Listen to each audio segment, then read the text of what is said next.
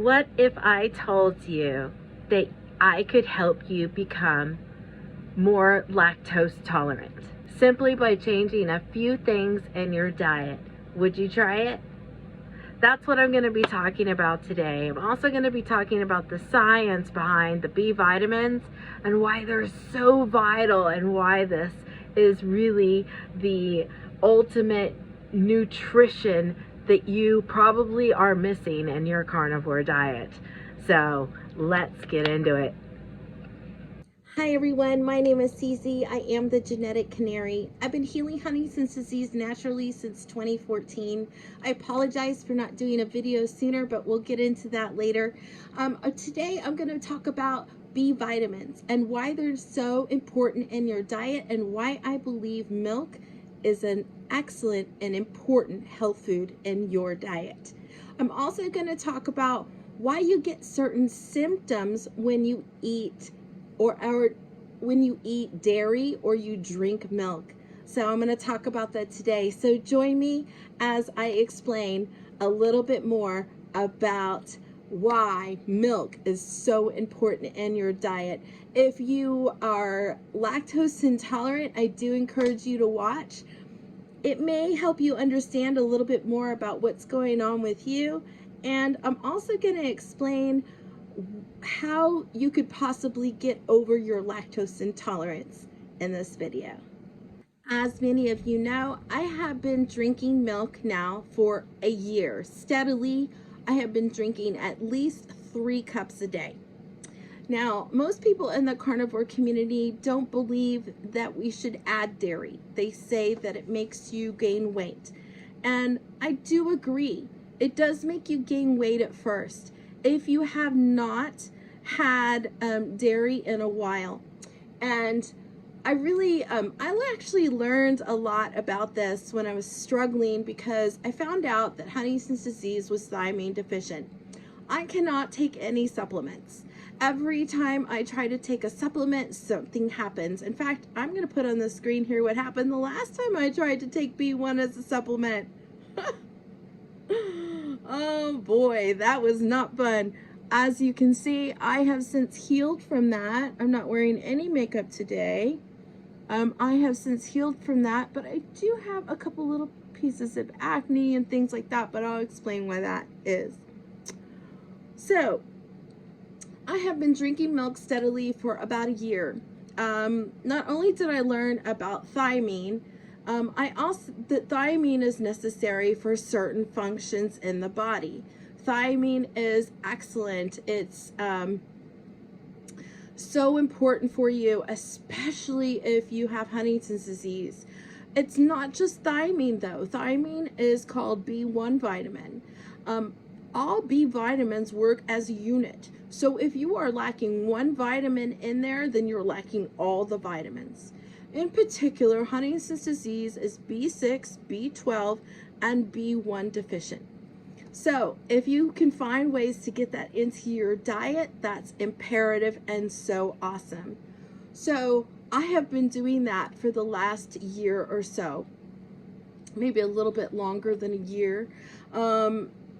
I guess it might be maybe 2 years now. So it's taken me a while to get back to that place that I was at. When I started drinking milk, I was actually in New Mexico, and I was having a really hard time with my grief after my husband passed. And I realized that I was B vitamin deficient at that time when I started looking at the research on Huntington's disease. And a lot of things started to make more sense to me, so I implemented it. Of course, I gained weight. And that was actually something someone commented really on one of my posts, that, they expected me to gain weight. Well, I did gain weight, and I was really upset about it. But I also knew that I was going through really heavy grief. When you're going through grief, you go through so many changes in your body because of all the elevated cortisol levels. I mean, when you're going through grief, especially of a spouse or a parent who has been taking care of you, because my spouse was also my caregiver, it was really traumatic for me to have to go through all of that. I think that if I hadn't had milk, I would have probably done something that I wouldn't have wanted my children to do. I would have harmed myself, and I wouldn't have wanted that for my children to think that that's okay for their future. You know, they do have that 50% chance of getting Huntington's as well. So I have to think about those sorts of things, those sorts of repercussions when I think about what I'm doing with my diet and everything like that. That's also why I've taken so long in between certain videos on my channel, because I want to make sure that I know what I'm talking about before I tell you why I'm doing what I'm doing and how everything has gone. Sorry, that was my kitty cat. You know, so when I started drinking milk and everything, I was really excited about it and started sharing some of the knowledge that I had acquired about milk. But I also gained a lot of weight, and I did say that I really didn't care as long as my health was doing better, and it was. Mentally, I felt better. I have less anxiety when I drink milk. When I don't drink milk, I have a lot of anxiety, and that's still something that I struggle with. And so drinking milk regularly has really changed that. I have a lot less anxiety now, even when I have pressures like bills and things like that. So I'm doing a lot better in that manner. I'm also still walking on my 2 feet, you know. I'm still taking care of me. I'm just doing a lot of stuff that I normally wouldn't do, you know. Because I am doing psychic events, you may have noticed, and on another channel, on my psychic channel, that I have been doing events, which means that I go and I put up a tent and I bring all of my equipment with me, and I have to set everything up, including my tables and my chairs and everything in the tent, and it's a lot. And some days I do come home and I'm in pain, and sometimes I still have pain. So I still have pain. I still have slight movements in my left arm. But it's more like sometimes I get dystonia and I start curling like this, and it's like, ooh, I should drink more milk at that time. And then when I drink more milk, I feel better. So let's talk more about B vitamins. I'm going to put up on the screen here a post that I saw recently on Facebook, and I want to share it with you because I want to explain more about how B vitamins work. So this person posted this post. As you can see, she was really worried about her raw cheese causing acne on her face. And so she thinks that because she ate the cheese that it caused the acne. But that's not really what happens. B vitamins are actually important for detoxification. All of them are. We have B6 in particular is really important, right? We could talk about the B1. We already did kind of talk about it, how it really helps with anxiety and things like that. It actually does help with pain as well. But then let's talk about the B6. So B6 is the biotin, right? So B6 is so important. It also gives you a lot of energy. So B6 is really vital for those things, but it's also vital to help detox. What it does in particular is it detoxes mucus from the body. So when we don't eat cheese because we think it's gonna make us fat, we're not really getting that detoxification in there. We're only getting the ketogenic benefits, which is, you know, of course, I've spoken about that. And I really do think it's great that we are focused more on a different kind of metabolism, not a glucose metabolism, right?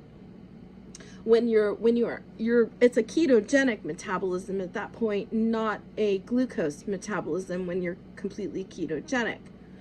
Now, does milk take me out of ketosis? Absolutely, it does. Do I care? Nope, not anymore.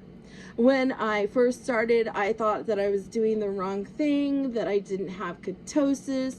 But you know what? I went a long time without milk. And so I'm figuring at that point, then that would be really healing for me. That was really healing for me back then. At this point, I'm still feeling like I'm healing because I'm feeling like I'm getting stronger. I'm able to lift the things that I need to lift and take care of myself. And so that's really fundamental and awesome. So let's go back over this post and talk about a little bit more things. So how is it that the B vitamin did not cause the acne? Well, when you have impurities in your skin that need to come out, they're going to be forced out in the fat into acne or any sort of thing that you have, like the eczema that I had from eating the supplements, right? So I had eczema all around here. It was itchy, it was red, it looked terrible, okay? But it was something that needed to be happen because it was trying to detox my eyes from all of the oxalates. I don't know if you realize this, but you know, when you cry, you have salt in your tears, right? Well, if you have a lot of oxalates in your body, then those oxalates come out here on the sides of your eyes as crystals. And you get these tiny little bumps. I noticed that my tiny little bump, you might be able to see it right there. There's one tiny little bump left. That is supposedly, people say that if you have tiny bumps right here, that's because of your kidneys, right? And so, and it's true. It's because the oxalates are coming out right here, and they're also in your kidneys. So as someone who has had Huntington's disease, I know that this stuff around my eyes was not called eczema. I know it's called seborrheic dermatitis, and that certain genetic diseases have that dermatitis, okay? And that dermatitis is actually a fungal infection, right? And so if you think about fungus in our bodies, fungus in particular, and I've talked about this in several different kinds of ways on my channel. I talked about prions, I talked about fungal diseases. I even did like this one video, I think I had to take it down for a copyright, but there's this one video about an ant that had a parasitic fungal infection that it was actually a mind control fungal. It was a mind control fungi that kind of took over the ant's body. And it was really, really interesting. It's something that's been studied. And Susan Lindquist actually studies, she's an MIT microbiologist, and she studies about a lot of different kinds of parasites and some problems in the body. So she's trying to like figure out how to help certain diseases. And it was through her research that I noticed about the fungus, and that it is associated with, there's something associated with Huntington's disease, Parkinson's, ALS, I think Alzheimer's as well, yes. They're all called prion diseases. And these prion diseases, prions are actually crystals, okay? And so when you have these crystals in your body, then it causes kidney disease, it causes all kinds of breakdown, it also causes dystonia, and it causes movements in the body because everything gets kind of stiff, and then your body really wants to force it not to be stiff, which is why we have the movements, in my humble opinion. Now, the interesting thing about fungus is that fungus can have other things in it. And I recently found out that fungus actually has fungus actually has oxalates in it. So every time you throw up every time you throw up mucus, right? There's a little bit of oxalate in that mucus. So every time you throw up mucus, there's at least a little bit of oxalate in that mucus. If you are eating oxalates, and I've talked about vegetables before on this channel, if you are eating dark green leafy vegetables such as spinach, chard, what am I missing? Oh, kale, the superfood. If you're eating any of those kinds of things, or nuts, those are oxalates. And what they do is they create calcification crystals in the body. In the brain, they're called prions, from a prion disease, right? And the kidneys, they're called kidney stones. In the gallbladder, they're called gallbladder stones. Basically, they create tiny little stones that actually try to move through the body but do a lot of damage on their way out. And if they're inside their body, they're encased by this fungus, right? That's also called candida. So if you have too much candida, which I've talked about in other videos, then that candida is actually housing all of that oxalates or prions in it. So number one, don't eat the oxalates. Number two, drink milk. And I'm going to get into why. Milk has something in it, and it doesn't matter what milk you drink. It doesn't matter if it's raw milk. It doesn't matter if it's pasteurized milk. You still have a certain percentage of raw cream that is added back into the milk after it has been pasteurized and heated. In other words, there's a small percentage of raw cream, of real raw milk cream, in every pasteurized milk, okay? If you drink the whole milk, it's actually better for you, especially if you have lactose intolerance. Now, am I saying you should start with 3 glasses a day? No. I'm saying if you have an intolerance, you should start with probably like a quarter of a shot of milk. Drink it 3 times a day. No issue. Then increase it every day until you have diarrhea, then back off. Now, for those that say, oh, but that's proving that milk is really bad for me. No. If you have been on the carnivore diet, then you know that you have to become fat adapted. There is fat in milk, but there's also protein in milk.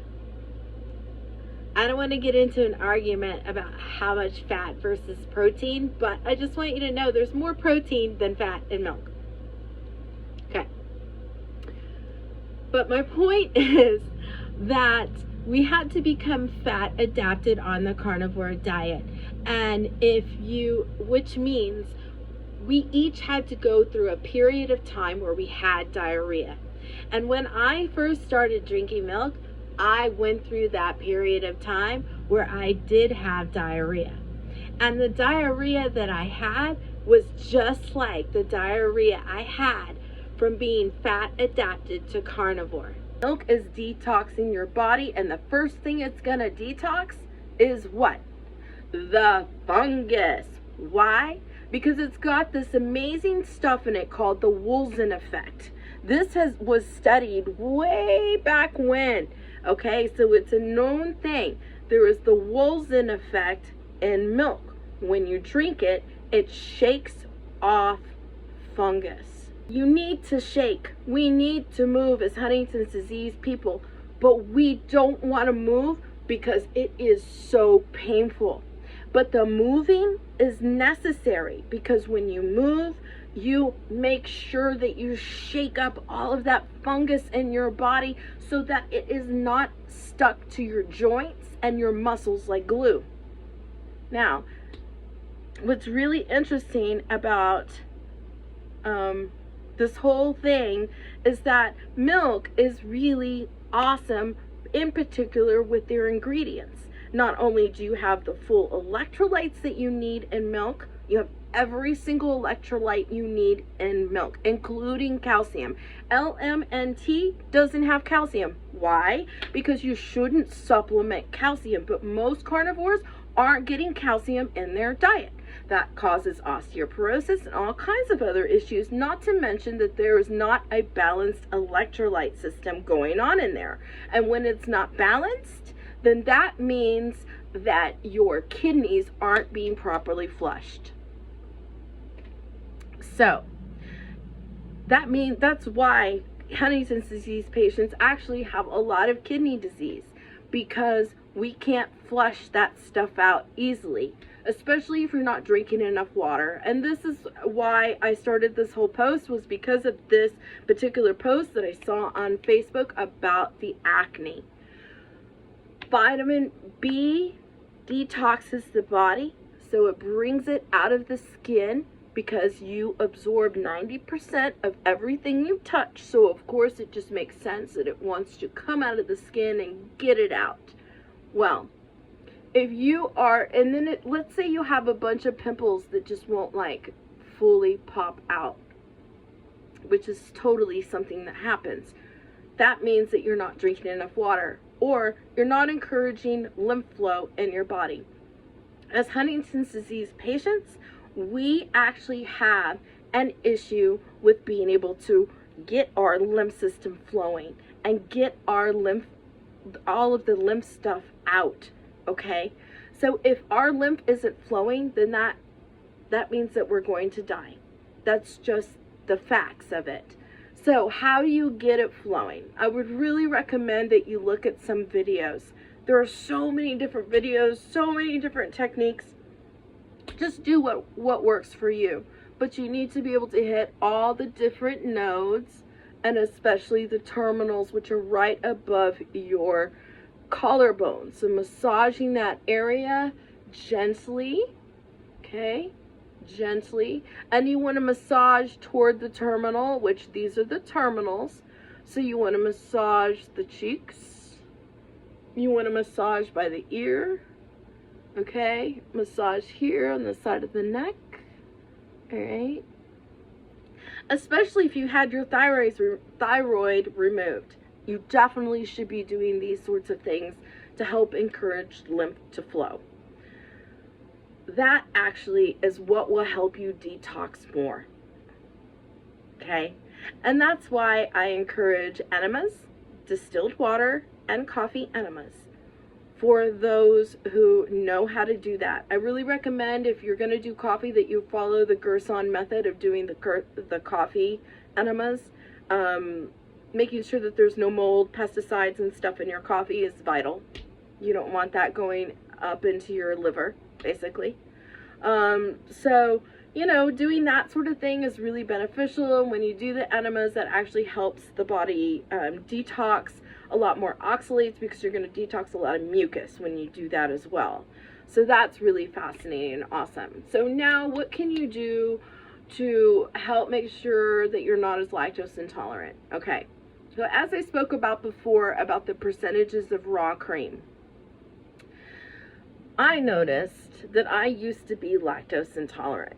Okay, I used to think I was, absolutely, because every time I would drink or eat, every time I would drink milk, my stomach felt weird. And then every time I ate cheese, it actually made me constipated. So I stopped eating cheese, and I stopped drinking milk, and then I got worse. I noticed that I started having a bunch of hair loss, and all kinds of things started happening. I have actually tried to stop milk a couple of times during this process, and every time I've either had a seizure or a movement. And I don't usually have those normally, but that's what would occur when I would stop it, which means that it was benefiting me. So I continued despite all of the backlash. I feel like there's a lot of backlash, but I'll get to that in a minute. Right now, I just want to talk about what you could do if you are lactose intolerant. So I did talk about how you could just use a tiny little shot to drink the milk, a quarter of a shot, start there, double it every day. Do it 3 times a day so your body gets used to doing it 3 times a day. I also recommend that you drink the milk while you eat. And the reason why you do this is because there's other stuff in your stomach to kind of slow down the progression of the B vitamins through your system. I think that what happens is, and I've read it in the research, is that the B vitamins want to get through your system so quickly because they're not used to being in there, right? That they really want to detox, because there's a lot to detox. And so they really want to get it out. And so that's why that really happens. For me, I was constipated on cheese, right? So I needed to have a balance between milk and cheese, or find the right cheese for me, right? That's also important. For me, I can't eat a lot of yellow cheese. Yellow cheese will make me constipated. I think it's because of the added ingredients in yellow cheese.